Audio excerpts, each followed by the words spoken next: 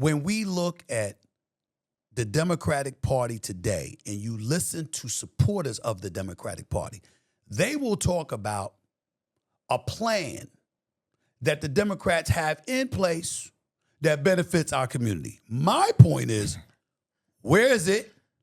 When has it worked? Okay? Right. Now, I didn't say go vote Republican. What I said was, let's stick right here. When I interview, I have my show, Straight Shooter with Stephen A., Sirius XM POTUS Radio every Wednesday night, 6 to 8 p.m. Eastern Standard Time. I tell people this. I've had 55 guests, 28 Democrats, 27 Republicans. All right? You know how many people mad at me because I had 27 Republicans? They pissed off. They pissed off I talked to you. They pissed off I talked to Anton Daniels. They pissed off that I talked to Candace Owens. They pissed off I talked to her, Megyn Kelly, all these people. And I'm like, why? Because you see, what I want is, I don't resent you. I'm looking at you as edifying me.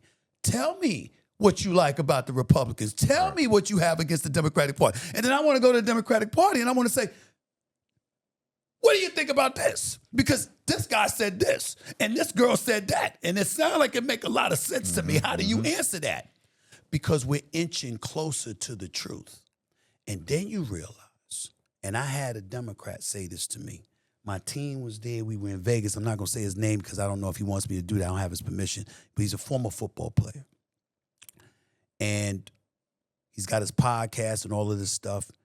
And he said, yo, man, you sound like one of them. And I said, I don't give a damn what you say. I sound like, respectfully, it's not it. It's that I'm a journalist by trade and I'm fair. I am not going to do something just because.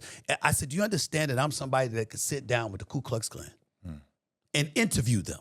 Even if they were using the N-word, I could talk to, I could look them dead in the face because it doesn't negate the fact that I got an abundance of questions to ask that I want the answers to.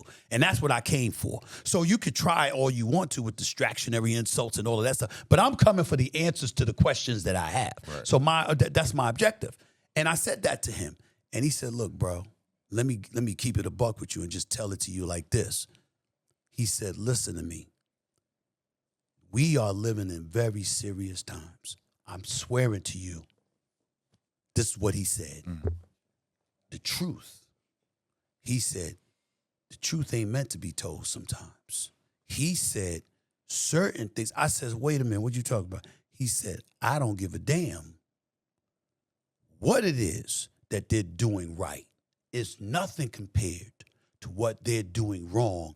Therefore, you should never say they're doing something right. And I looked him dead in the face and I said, my brother, we will never agree. I'm not like that. I can't look at you and know that if you did 10 things wrong, but we're talking about this 11th thing, and that 11th thing you did right, I'm supposed to act like you didn't do it right just because. I can't do that. I can acknowledge the 10 things you did wrong and acknowledge the one thing you did right, but I can't ignore the one thing you did right just because I'm trying to get everybody to live on the 10. You do that with your podcast. I can't do that. I'm not built like that. There's something to me that's inherently unfair about that. It's disingenuous, and it's not about the politician, and it's not about the administration. It's about in Trump's case, for example, what about the 77 million people that voted for him? Y'all are thinking, oh my goodness, they must not care about black people. They might not care about these people. They must not care about migrants or whatever. Who told you any of that mattered to them? Who told you millions of them didn't vote for him just because of the economy? Right. Who told you another few million of them didn't vote for him just because they're pro-choice? Who told you they didn't vote for him because they wanted certain voices on the Supreme Court that they knew the libs wouldn't give them? You see what I'm saying? It's like, if you're telling me you're not voting for them, that's fine. But the why matters. And when you're willing to ignore the why and castigate everybody with a broad brush, but they don't want to do it for yourself, I can't relate to that. Do you think that's not fair? That's just not fair. Do you think that for the black community,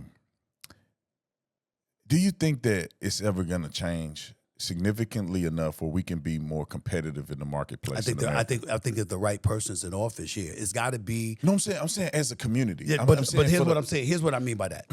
You have to have somebody in a leadership role that says, excuse my language, stop the bullshit. Now, But they got to be black, though. Huh? They got to be black. It got to be black. I'm talking about to talk to your own people. It's got to be about that. Because I feel like community can't hear it from a white person. You know, listen. Because Donald Trump said, "What do you got to lose?" and everybody mad. They could hear it, but you know what? Trump's a different animal, and we'll talk about that in a second. But the thing about it is that you've got to be somebody that is very real and very authentic about what really, really plagues us. The reality is like any other community, we want to make good money. We want safety in our streets. You understand? We want our quality of life solid, if not better. And we want safety. That's what we want.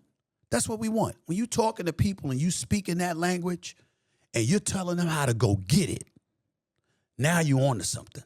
Because let me tell you something right now. When people are prospering and they got something to lose, folks learn how to behave. That's all of us. I don't give a damn what your ethnicity is. Right. I don't give a damn how old or young you are. You learn how to behave when you got something to lose. And that's why parents are the most difficult people to get over on, because they raised you and they know you.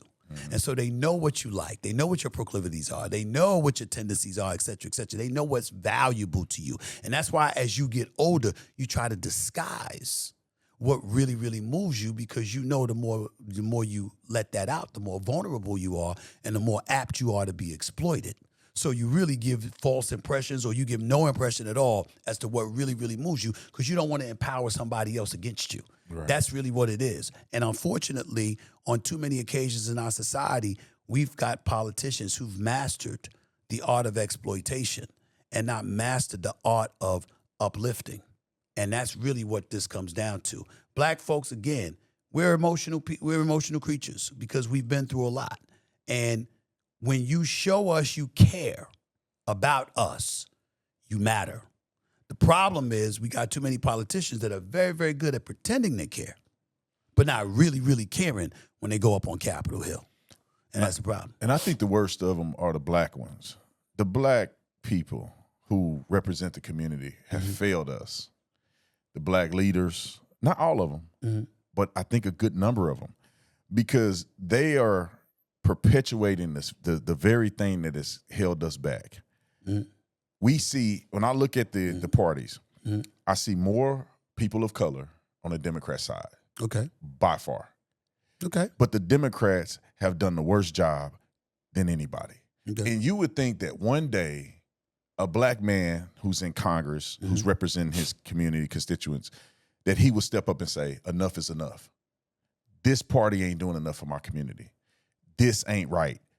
I would love for LeBron James, not him. I just say LeBron James, he want to be. I got to ask you who you think the GOAT is anyway. We'll get to that. It ain't nothing to ask. It's Michael Jordan. Don't even waste your time with that. Ain't nobody. We got to talk about that because, you know, I like Michael Jordan better. I'm probably biased, but we'll get to why I think it's competitive.